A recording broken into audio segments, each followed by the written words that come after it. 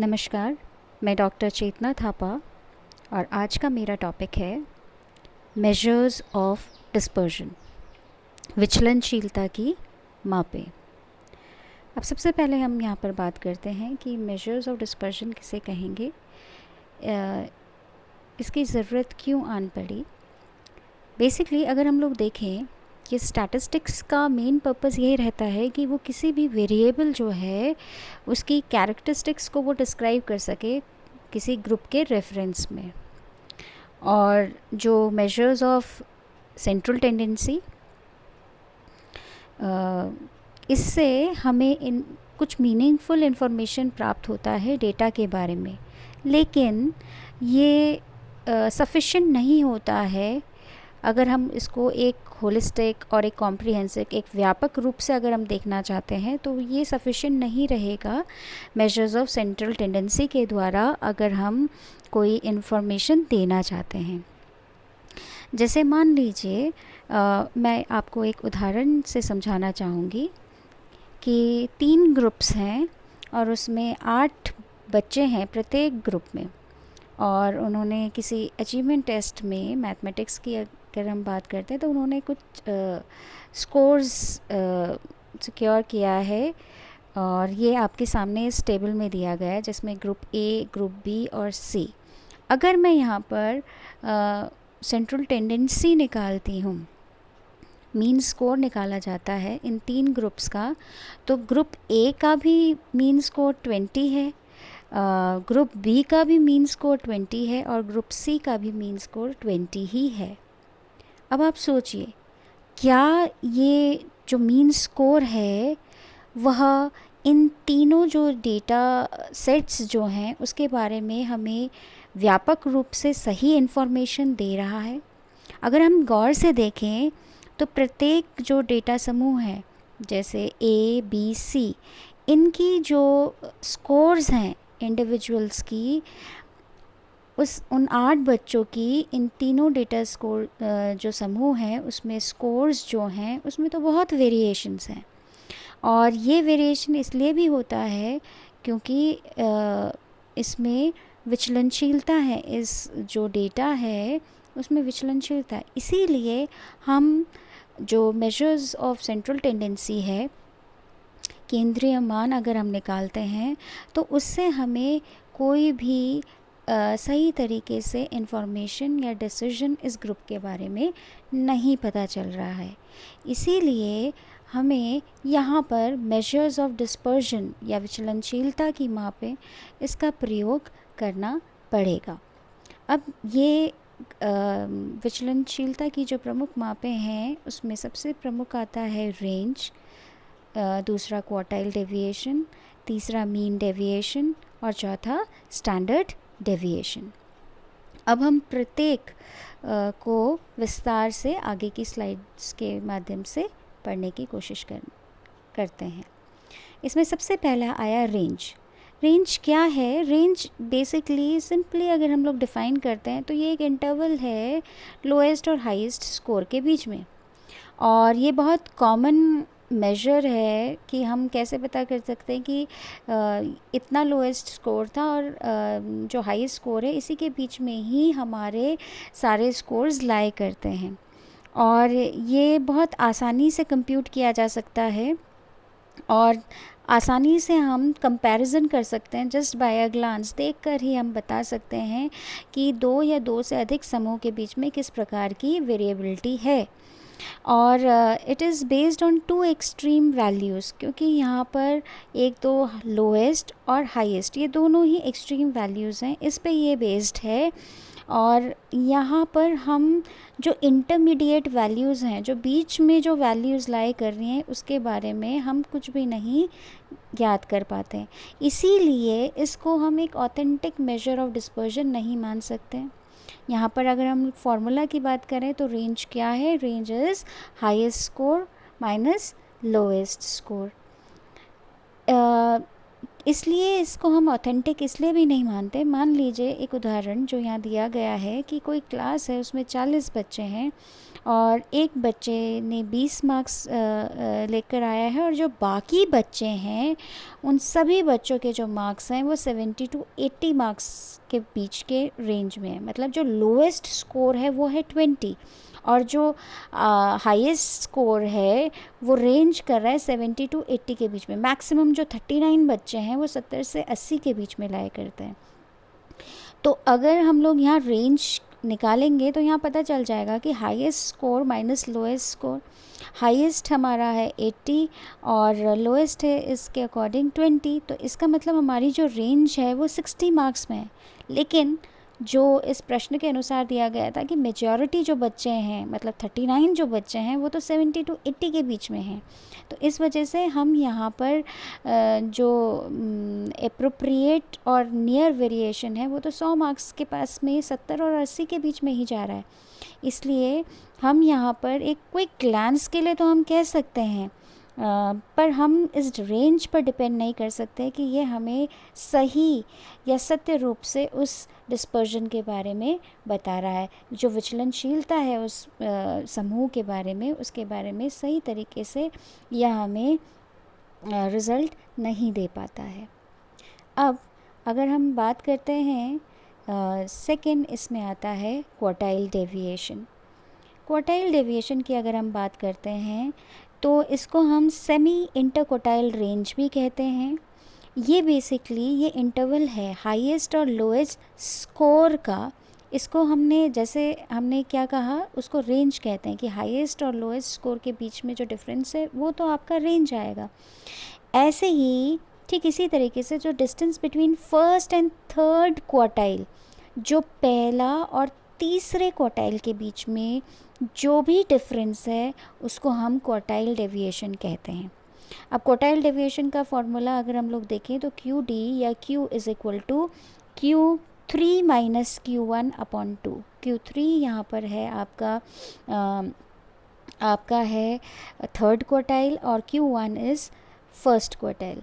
अब यहाँ पर हमें जैसे परसेंटाइल्स के कंसेप्ट जैसे हम लोगों ने पढ़े भी हैं तो उसमें यही सिंपल दिया जाता है, इसके द्वारा भी हम निकाल सकते हैं। Q3 का मतलब होता है परसेंटाइल 75, P75 माइनस P25/2। अब यहाँ पर अगर हम लोग अगर हम निकालना चाहते हैं फर्स्ट क्वार्टाइल तो उसका जो फॉर्मूला है वो दिया जाता है 1 + n/4 माइनस CFn/FQ × I। और ऐसे ही Q3 का फॉर्मूला है I + 3n/4 minus CFn/FQ × I। अब इसी फॉर्मूले को हम एक उदाहरण के माध्यम से भी समझने की कोशिश करते हैं। ये एक टेबल दिया गया है जिसमें कि कुछ क्लास इंटरवल्स दिए गए हैं, रेंज ऑफ स्कोर्स दिए गए हैं, उनकी फ्रीक्वेंसी दी गई है। अब यहाँ पर हमें क्यूमुलेटिव फ्रीक्वेंसी निकालना होगा। जैसे 10 to 19 के बीच में 2 है, देन क्यूमुलेटिव फ्रीक्वेंसी इसकी 2 रही। 20 to 29 में 4, तो 2 + 4 इज़ 6। 30 to 39 फ्रीक्वेंसी इज़ 5, तो 6 + 5 इज़ 11 एंड सो ऑन करते हुए हमारे n नंबर ऑफ़ आइटम्स हैं 100। अब यहाँ पर हमें निकालना है Q1। Q1 आएगा आपका जैसे मैंने बताया था पहले भी हम लोगों ने बात की है कि यहाँ पर हमें इसको कंटिन्यूस सीरीज़ में रखना होता है, इसलिए जो भी हमारा Q1 के फॉर्मूले में आ रहा है तो 49.5 plus 25 minus 21/35 × 10 is equal to 50.64। ऐसे ही Q3 जो निकल के आया वो आया है 69, और इन दोनों का डिफरेंस जो आएगा वो आएगा आपका क्वार्टाइल डेविएशंस। दो क्वार्टाइल्स के बीच में Q3 और Q1 के बीच में जो डिफरेंस है वो क्वार्टाइल डेविएशन कहलाया जाएगा। अब यहाँ पर आगे हम बात करते हैं इस क्वार्टाइल डेविएशन से क्या इंटरप्रेट करके निकलता है। ये बहुत इजी टू कैलकुलेट है और इंटरप्रेट भी किया जा सकता है। यहाँ पर it is independent of the problem of extreme values. जैसे रेंज में हमें प्रॉब्लम होती है एक्सट्रीम वैल्यूज़ की, यहाँ पर ये इंडिपेंडेंट है क्योंकि ये रिप्रेजेंटेटिव होता है और ऑथेंटिक होता है रेंज के कंपैरिजन में। In distribution where we prefer median as a measure of central tendency, जब हम central tendency के लिए median का प्रयोग करते हैं तब क्वार्टाइल डेविएशन के लिए भी हम measure of dispersion के लिए प्रयोग करेंगे। जबकि both the measures are not suitable to algebraic operation because both do not consider all the values in the given distribution। हम कहीं ना कहीं यहाँ सारे values को नहीं ले रहे हैं। जैसे कि मीन में सारे वैल्यूज़ को लिया जाता है और ये मीडियन जो है इसमें सारे वैल्यूज़ नहीं लिए जाते हैं, पर यहाँ पर इफ़ेक्ट नहीं पड़ता है एक्सट्रीम वैल्यूज़ का। इसलिए हम ये भी कह सकते हैं कि ये दोनों जो मेजर्स जैसे क्वार्टाइल डेविएशन या मीडियन, इसको हम लोग अलजेब्रिक ऑपरेशंस के लिए इतना सूटेबल नहीं मानते हैं। क्योंकि अगर हम सिमेट्रिकल डिस्ट्रीब्यूशन होगा तो मीन और मीडियन इक्वल ही रहते हैं और मीडियन इक्वल डिस्टेंस पे लाई करता है दोनों क्वार्टाइल्स के। That means median is equal to median minus Q1, Q3 minus median is equal to median minus Q1। मतलब इन दोनों के बीच का डिफरेंस Q1 और Q3 के बीच में जो सेंटर पॉइंट लाई करता है वो मीडियन ही रहेगा, इसीलिए इन दोनों के बीच में। लेकिन ये तभी हो पाता है जब आपका जो डिस्ट्रीब्यूशन है वो सिमेट्रिकल हो। इन केस आपकी डिस्ट्रीब्यूशन नॉन सिमेट्रिकल है, इसका मतलब आपका Q3 माइनस मीडियन जो है, मतलब Q3 से मीडियन को अगर हम लोग घटाते हैं वो ज़्यादा अगर आ रहा है मीडियन माइनस Q1 के, दैट मीन्स वो पॉजिटिवली स्क्यूड है, वो पॉजिटिव डायरेक्शन की तरफ उसका झुकाव है। और Q3 माइनस मीडियन अगर कम आता है मीडियन माइनस Q1 के, दैट मीन्स वो नेगेटिव स्क्यूड कर्व है। उसमें ये जो डिस्ट्रीब्यूशन है ये नॉन सिमेट्रिकल है। पॉजिटिव स्क्यूड के लिए Q3 minus median should be higher than median minus Q1 and negatively skewed curve के लिए Q3 minus median should be lower than median minus Q1। तो इस तरीके से हम ये बता सकते हैं कि हमारी जो भी डेटा समूह है वो किस तरीके से है, अगर नॉन सिमेट्रिकल है, सिमेट्रिकल है। मीडियन के बेसिस में भी हम लोग बता सकते हैं। इसमें अगर हमने median as a measure of central tendency use किया है तो इन दोनों को भी हम लोग Q3 एंड Q1 की मदद से हम बता सकते हैं कि मीडियन सेंटर पर लाई करेगा और median mode will be equal in that case. Next अब हम लोग बात करते हैं mean deviation. Mean deviation basically क्या है?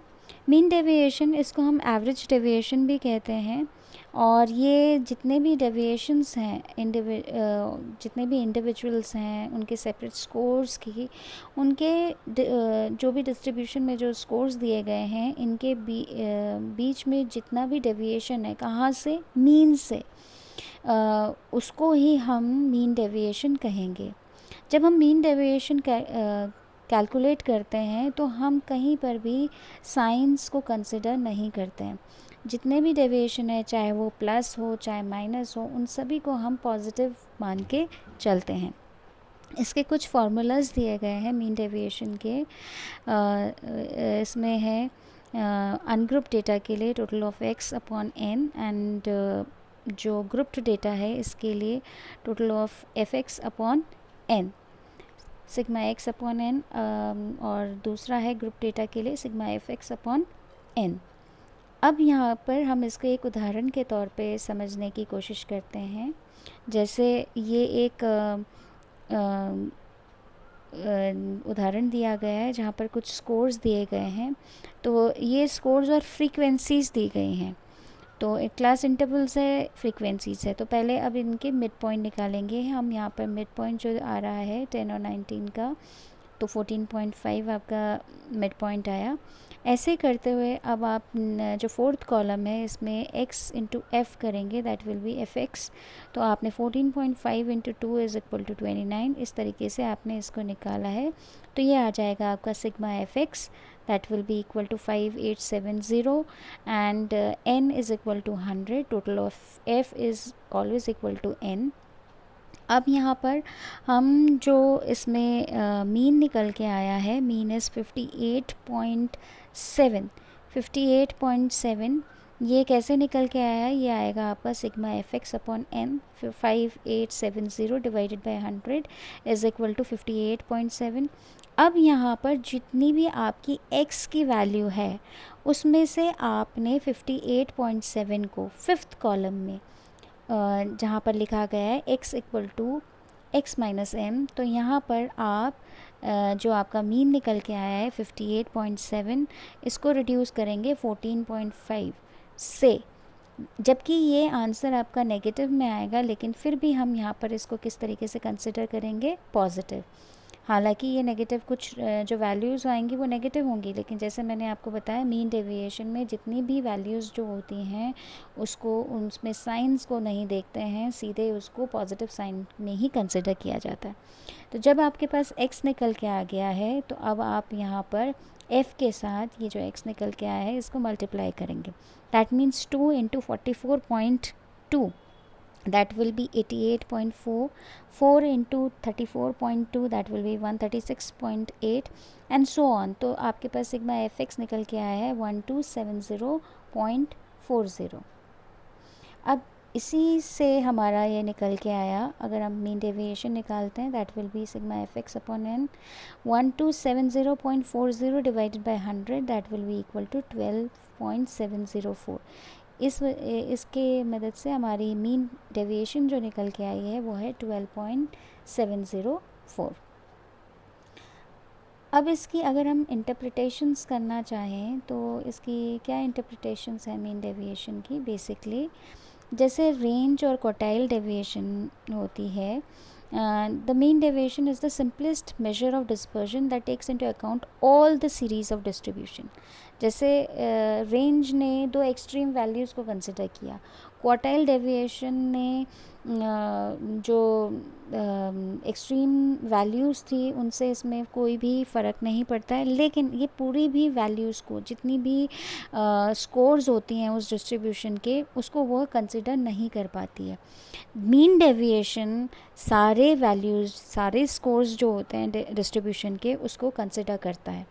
In spite of having this feature, mean deviation is rarely used in modern statistics. लेकिन तभी भी हम इसलिए नहीं यूज़ करते हैं, हालांकि इसको ओल्डर लिटरेचर में पाया जाता है, क्योंकि इसको इसलिए नहीं इस्तेमाल किया जाता है क्योंकि कहीं ना कहीं यहाँ पर यह जो इम्पोर्टेंस है साइंस की, plus minus, positive plus negative sign की जो इम्पोर्टेंस है, इसको यह मेथड पूर्ण रूप से इग्नोर करता है. और इसीलिए ये मेथड जो एल्जेब्रिक प्रॉपर्टीज़ की एजम्पशंस होती है उसको कहीं फुलफ़िल नहीं कर पाता है. इसीलिए it's not possible to use this method in higher statistics. तो अब हमारे पास जो नेक्स्ट आता है उसके बारे में हम पढ़ते हैं, that is standard deviation. Standard deviation क्या है? Standard deviation is commonly and frequently used major of dispersion. ये सबसे ज़्यादा कॉमन और सबसे ज़्यादा फ्रिक्वेंटली यूज़ किया जाने वाला मेजर ऑफ डिस्पर्शन है, विचलनशीलता की माप है, क्योंकि S D is most consistent and stable index of variability. ये बहुत कंसिस्टेंट है और स्टेबल है वेरिएबिलिटी का इंडेक्स, और ये ज़्यादातर एक्सपेरिमेंटल रिसर्चेज में यूज़ किए जाते हैं. इसमें क्योंकि deviations of all scores taken from the mean and then square root of their average is known as standard deviation. यहाँ पर हम कंसिडर करते हैं साइंस को, पॉजिटिव और नेगेटिव साइंस को. जैसे मीन डेविएशन में इसको कंसिडर बिल्कुल भी नहीं किया गया और सभी साइंस को पॉजिटिव ही मान के लेकर चले, लेकिन यहाँ पर हम कंसिडर करते हैं. इसीलिए जो भी डेविएशन होता है मीन से, चाहे वो नेगेटिव निकल के आया है, तो हम उसको स्क्वायर करते हैं and then we are take the average, तभी हमारा स्टैंडर्ड डेविएशन निकल के आता है. मीन जो स्टैंडर्ड डेविएशन है वो डिफ़र करता है मीन डेविएशन से मैनी रिस्पेक्ट्स में. जब हम मीन डेविएशन को कैलकुलेट करते हैं तो हम इग्नोर करते हैं साइंस को और सारे डेविएशंस को पॉजिटिव ही ट्रीट करते हैं, जबकि स्टैंडर्ड डेविएशन में हम ऐसी कॉम्प्लेक्सिटीज़ को अवॉइड करते हैं और हम उन साइंस को, जो भी नेगेटिव साइंस आए हैं, उन साइंस को हम स्क्वायर कर देते हैं और उन स्क्वायर डेविएशंस को ही यूज़ किया जाता है इस प्रोसेस में। और इसमें हम मीन के द्वारा ही वो डेविएशंस को निकालते हैं और इसमें कहीं पर भी हम मीडियन और मोड का प्रयोग नहीं करते हैं। इसलिए ध्यान रखिएगा कि जब भी हम स्टैंडर्ड डेविएशन यूज़ कर रहे हैं तो वहाँ पर हम मीन का ही प्रयोग करते हैं, वहाँ पर मीडियन और मोड का प्रयोग नहीं किया जाता है। और ये सबसे ज़्यादा कॉमनली यूज़ किया जाता है और इसकी एक सिंबल है जो कि यूज़ किया जाता है स्टैंडर्ड डेविएशन के लिए, जो कि ग्रीक लेटर है सिग्मा। तो अगर हम स्टैंडर्ड डेविएशन को डिनोट करते हैं तो वो सिग्मा से डिनोट करते हैं। लास्ट में यही कह सकते हैं कि the sum of squared deviation from the mean, जो भी डेविएशन है मीन से उसका स्क्वायर जब किया जाता है और उसको डिवाइड किया जाता है n से, and is divided by n, it is known as variance, तब हम उसको वेरिएंस करेंगे। और जब हम इस वेरिएंस का स्क्वायर रूट करते हैं तो उसी को ही हम स्टैंडर्ड डेविएशन कहेंगे। इसको विस्तार से आगे की स्लाइड में बताया गया है, जिसमें प्रमुख है जैसे एक फार्मूला दिया गया है। ये अलग अलग फार्मूले दिए गए हैं अनग्रुप्ड डेटा के लिए, ग्रुप्ड डेटा के लिए। तो अनग्रुप्ड डेटा के लिए सिग्मा जो स्टैंडर्ड डेविएशन जो निकल के आया है वो है sigma x square upon N का under root of sigma x square upon N. And ऐसे ही दूसरा फार्मूला है ग्रुप्ड डेटा के लिए, वो है under root of sigma F x square upon n. और यहाँ पर x माइनस m, मतलब मिड पॉइंट से आपने मीन को माइनस किया है। और ऐसे ही होल नंबर्स के लिए जब मीन की वैल्यू होल नंबर्स में हो तब किया जाता है, और जब फ्रैक्शंस में हो मीन उसके लिए आपका आ जाएगा under root of sigma F x square upon N minus sigma F x upon N का होल स्क्वायर। ऐसे ही जब शॉर्ट मेथड यूज़ किया जाता है, शॉर्ट मेथड मतलब जहाँ पर हम एज्यूम मीन का इस्तेमाल कर रहे हैं, तो उसके लिए भी आ जाएगा आपका formula i into under root of sigma f d square upon N minus sigma f d upon N का होल स्क्वायर। सो इसमें अगर हम लोग ध्यान दें तो f is equal to frequency, x is raw data, x small x जो है that is deviated value from mean से जितना डेविएशन है उसको लिखा जाता है। d is deviation from assumed mean, और i is class interval and n is total frequency. अब हम यहाँ पर बात करते हैं किसी एक उदाहरण के तौर पे एक अनग्रुप्ड डेटा के लिए। हमारे पास ये अनग्रुप्ड डेटा दिया गया है, इसमें स्टैंडर्ड डिस्पर्जन निकालना है या स्टैंडर्ड डेविएशन निकालना है। तो यहाँ पे हमारे पास x की जो स्कोर वैल्यूज़ हैं वो दी गई हैं। तो सिग्मा x इक्वल यहाँ पर दिया गया है 55। ये 5 वैल्यूज़ हैं जिसमें कि 7, 8, 11, 14, 15, तो टोटल इज़ 55। अब यहाँ पर small x is deviation from the mean. अब यहाँ मीन कैसे निकल के आया, 55 डिवाइडेड बाय कितने वैल्यूज़ हैं यहाँ पे 5, 55 divided by 5 is 11, that means mean is 11। अब यहाँ पे जो हमारी x small x that is deviation from the mean जो कि कॉलम नंबर 2 पे दिया गया है, तो वो निकल के आ रहा है आपका raw score minus mean, that means 7 minus जो भी आपका मीन निकल के आया है। मीन मैंने आपको अभी बताया total upon number of items, that is 55 upon 5, that will be equal to 11. तो 7 minus 11 is equal to minus 4। ऐसे ही next 8 minus 11 equal to minus 3, 11 minus 11 equal to 0, 14 minus 11 equal to 3, 15 minus 11 equal to 4। अब यहाँ पर ये जो negative values हैं जिसको हम लोगों ने मीन डेविएशन जब निकालते हैं तो वहाँ पर इसको साइंस को कंसिडर नहीं करते हैं, लेकिन यहाँ स्टैंडर्ड डेविएशन में इन साइंस को कंसिडर किया जाता है और इसका स्क्वायर करते हैं। तो यहाँ पे -4 का स्क्वायर इज़ 16, -3 का स्क्वायर इज़ 9। ये थर्ड कॉलम में आपका एक्स स्क्वायर जो दिया गया है, यहाँ पर हम लोगों ने सभी जो डेविएशंस फ्रॉम द मीन है उसको हमने स्क्वायर किया, तो sigma x square is equal to 50।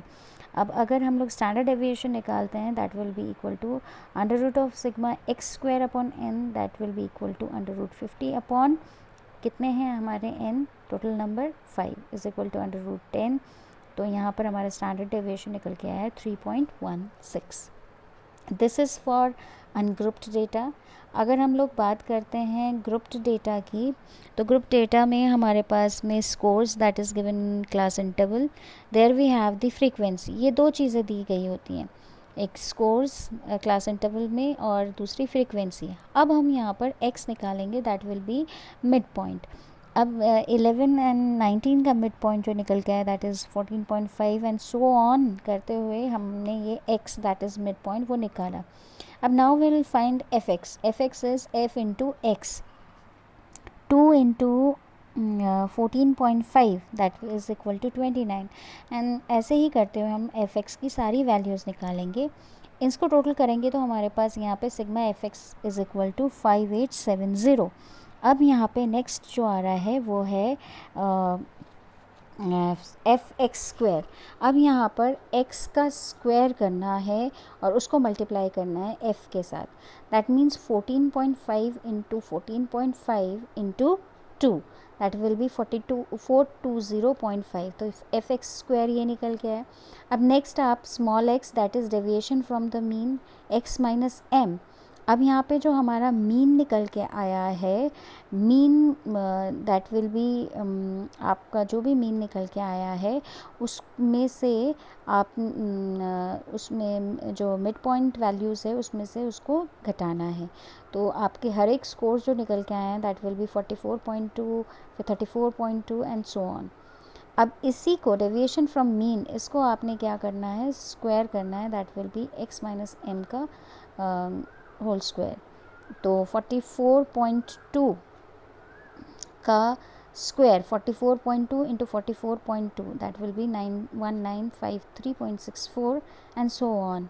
Next F x square, जो भी ये स्कोर निकला है 1 2 3 4 5 6 7 कॉलम में, सेवन्थ कॉलम में जो भी स्कोर निकल के आया है एक्स स्क्वायर, उस एक्स स्क्वायर को आप मल्टीप्लाई करेंगे फ्रीक्वेंसी के साथ, then the result will be that means 1953.64 into frequency that is 2। तो आपने मल्टीप्लाई किया तो it will come 3907.28 and so on करते हुए आप इन सारी वैल्यूज़ को निकालेंगे, that will give you sigma F x square that will be equal to 27236। अब जब हम स्टैंडर्ड डेविएशन निकालते हैं तो अलग अलग फार्मूलाज बताएं आपको। स्टैंडर्ड डेविएशन आप एक तरीका ये भी है जिसमें आप sigma F x square upon n भी कर सकते हैं। एफ एक्स स्क्वायर आपका निकल के आया है 27236 upon 100 that will be equal to 16.50। इसी क्वेश्चन को आप दूसरे तरीके से भी कर सकते हैं जहाँ पर है sigma F x square upon N minus sigma F x upon N का whole square, and that means sigma F x square जो निकल के आया है 371805 अपॉन 100 माइनस 5870 अपॉन 100 का whole square, that will be equal to 16.50। Both will give the same results. Now will see, अब हम लोग बात करते हैं कि इसकी क्या इंटरप्रिटेशंस हम निकाल पाते हैं। स्टैंडर्ड डेविएशन सबसे ज़्यादा कॉमनली यूज्ड और स्टैटिस्टिक्स है डेटा एनालिसिस के लिए और रिसर्चेस के लिए। जैसे मीन डेविएशन है, ये भी मीन डेविएशन की तरह सारे वैल्यूज़ जो भी डिस्ट्रीब्यूशन की जितनी भी वैल्यूज़ हैं उसको हम इसमें यूज़ करते हैं। इसीलिए इसको एक्यूरेट मेजर ऑफ डिस्पर्जन कहते हैं, क्योंकि ये सारे वैल्यूज़ को, सारे स्कोर्स जो हैं उसको इक्वल वेटेज देता है, उसको इक्वल इंपॉर्टेंस देता है, इक्वल वेटेज देता है। Standard deviation may be seen as a spine of statistics, ये एक तरीके से रीढ़ की हड्डी की तरह देखी जाती है spine. It is the master measure of dispersion, इसी के द्वारा हम विचलनशीलता को माप सकते हैं। And amenable to algebraic operation and also we use it in correlational studies and is for further statistical analysis. इसके द्वारा हम अन्य स्टैटिस्टिकल एनालिसिस भी कर सकते हैं, जैसे एनोवा, एनकोवा। और यहाँ पर सैम्पलिंग एरर्स भी कम होते हैं स्टैंडर्ड डेविएशन में, जैसे क्वार्टाइल डेविएशन और मीन डेविएशन में स्टैंडर्ड जो सैम्पलिंग एरर्स होते हैं वो ज़्यादा पाए जाते हैं। अब हम बात करते हैं इसमें आगे, अब हम बात करेंगे कि क्या हैं यूजेस हमारे। जैसे अब अभी तक हम इतनी सारी बातें करते हुए आए हैं कि कहीं ना कहीं जो बच्चे की जो भी हम असेसमेंट कर रहे हैं वो इसलिए किया जाता है ताकि उसकी प्रोग्रेस, उसकी एडवांसमेंट बच्चे की उसके क्लासरूम में या इंस्टीट्यूशंस में किस प्रकार से हो रही है, वो ज़रूरी है उसको निकालना। इसीलिए मैक्सिमम टाइम हमें स्टैटिस्टिक्स का प्रयोग किया जाना चाहिए। मेजॉरिटी टाइम में ये देखा गया है कि जो टीचर है वो सबसे सिंपलेस्ट जो मेजर्स होते हैं, मेजर्स ऑफ सेंट्रल टेंडेंसी, केंद्रीय मान, उसी को ही वह इस्तेमाल करता है ताकि बच्चे की अचीवमेंट के बारे में वो बता सके। और वह कोशिश ये करता है कि आगे फर्दर एनालिसिस, जिससे कि उसको क्लियर कट वह एक पिक्चर जो है उस बच्चे की, वह उसको देने के लिए उसको कहीं ना कहीं मेजर्स ऑफ डिस्पर्जन्स का प्रयोग किया जाना चाहिए, उसको करना चाहिए मेजर्स ऑफ डिस्पर्जन का। क्योंकि जैसे मैंने फर्स्ट स्लाइड्स में ही इसमें डिस्कस किया था कि मेजर्स ऑफ सेंट्रल टेंडेंसी हमें एक व्यापक तौर से हमें उस डेटा के बारे में, उस स्कोर के बारे में हमें इंटरप्रेट करने को नहीं करवाता है, उस रिज़ल्ट्स को हमें प्रॉपर तरीके से नहीं देता है। और अगर हम व्यापक रूप से उसको चाहते हैं, उस प्रोग्रेस को बताना, देखना चाहते हैं, तो उसके लिए कहीं ना कहीं हमें मेजर्स ऑफ डिस्पर्जन की आवश्यकता होगी। अब ये जो अलग अलग डिस्पर्जन्स, मेजर्स ऑफ डिस्पर्जन्स की बात करी है विचलनशीलता की मापे, जिसमें range, quartile deviation, mean deviation और स्टैंडर्ड डेविएशन, तो इनके क्या यूजेस हैं। रेंज प्रमुखता हम तब यूज़ करते हैं जब हमें बहुत जल्दी क्रूड और ग्लांस मेजर, मतलब देख के हम विचलनशीलता को निकाल पाएँ, उसके लिए हम रेंज को यूज़ करते हैं। When the scores spread widely, जब हमारे स्कोर्स पूरी तरीके से फैले हुए हों, तब ऐसा ना हो कि एक्सट्रीम्स में फैले हों, इक्वली फैले हों, तब हम लोग रेंज का इस्तेमाल कर सकते हैं। When you need information from extremes, अगर सिर्फ हमें एक्सट्रीम्स के बारे में ही चाहिए इन्फॉर्मेशन कि लोअर वैल्यू क्या है, अपर कितना है, इतना ही अगर हमें चाहिए, तो उसके लिए range is very convenient to use. Second, इसमें क्वार्टाइल डेविएशन की बात करते हैं। ये तभी यूज़ किया जाता है जब हम मीडियन का यूज़ करते हैं सेंट्रल टेंडेंसी के लिए। जब स्कोर हमारे when score is lying both side of central score are of prime importance, जब सिर्फ हमें जो सेंट्रल स्कोर्स के पास में जितने भी स्कोर्स हैं उसके बारे में हम जानना चाहते हैं, तो ही हम क्वार्टाइल डेविएशन का यूज़ करते हैं। क्योंकि हम क्वार्टाइल डेविएशन में Q1 और Q3 को देख रहे हैं, है ना। तो Q1 और Q3 के बीच के जो डिफरेंसेस है, उसी को अगर हम लोग देखना चाहते हैं, मतलब सेंट्रल स्कोर के साइड में जो स्कोर्स लाई कर रहे हैं, तभी हम क्वार्टाइल डेविएशन का यूज़ करेंगे। When extreme scores are affecting the standard deviation unexpectedly, जब हमारे पास में एक्सट्रीम स्कोर्स हैं और वो कहीं ना कहीं स्टैंडर्ड डेविएशंस को अफेक्ट कर रहे हैं, तो उस समय पर हमें क्वार्टाइल डेविएशन यूज़ किया करते हैं। अब मीन डेविएशन जो है, mean deviation in general it is avoided because mean deviation ignores the importance of sign। मैंने आपको पहले भी बताया कि यहाँ पर साइन को इम्पोर्टेंस नहीं दिया जाता है, इसीलिए ये अलजेब्रिक प्रॉपर्टीज़ को लैक करता है, इसीलिए मीन डेविएशन को कहीं ना कहीं हम अवॉइड भी करते हैं। लास्ट, इसमें स्टैंडर्ड डेविएशन की अगर हम लोग बात करें, तो स्ट्रेंथ और इफ़ेक्ट जो है स्टैंडर्ड डेविएशन की, वो हम सबको अभी हम भली भांति उससे परिचित हो चुके हैं। बिकॉज़ कहीं ना कहीं ये जो एजम्पशंस होती हैं अलजेब्रिक ऑपरेशंस की, इसके लिए हम स्टैंडर्ड डेविएशंस को ही यूज़ करते हैं। जब हमें चाहिए कि हम सबसे रिलायबल मेजर ऑफ वेरिएबिलिटी को यूज़ करें, तो उसके लिए सबसे ज़्यादा जो इम्पॉर्टेंट है वो है स्टैंडर्ड डेविएशन। दूसरा है when mean has been used as measure of central tendency. जब आपने सेंट्रल टेंडेंसी को मापने के लिए कहीं ना कहीं मीन का यूज़ किया है, तो हम वेरिएबिलिटी को मापने के लिए स्टैंडर्ड डेविएशन का यूज़ करेंगे। When you want to consider all the scores according to the size, जब हम सारे स्कोर्स को यूज़ करना चाहते हैं, उसको कंसिडर करना चाहते हैं, उसके लिए स्टैंडर्ड डेविएशन का यूज़ किया जाता है।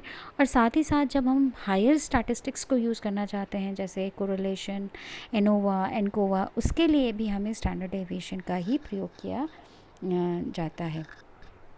जो ये मेजर्स ऑफ डिस्पर्शन होते हैं, इसके द्वारा एक टीचर को अपनी क्लास में की वेरिएबिलिटी के बारे में पता चलता है कि किस प्रकार उनके क्लास में किस प्रकार उनके स्कोर्स जो हैं उसमें विचलनशीलता है। और इसकी मदद से टीचर एक तरीके से आइडेंटिफाई भी कर पाता है कि वो बच्चे कौन से हैं जो उनकी क्लास में सही तरीके से जो लर्निंग है वो नहीं कर पा रहे हैं। और इसके मदद से ही टीचर अपनी पर्सनलाइज्ड इंस्ट्रक्शंस को तैयार करता है, ताकि ऐसे बच्चे, ऐसे डिप्राइव्ड बच्चे जो लर्न नहीं कर पा रहे हैं, उनकी नीड को वह फुलफ़िल कर सके। So students, this much for today.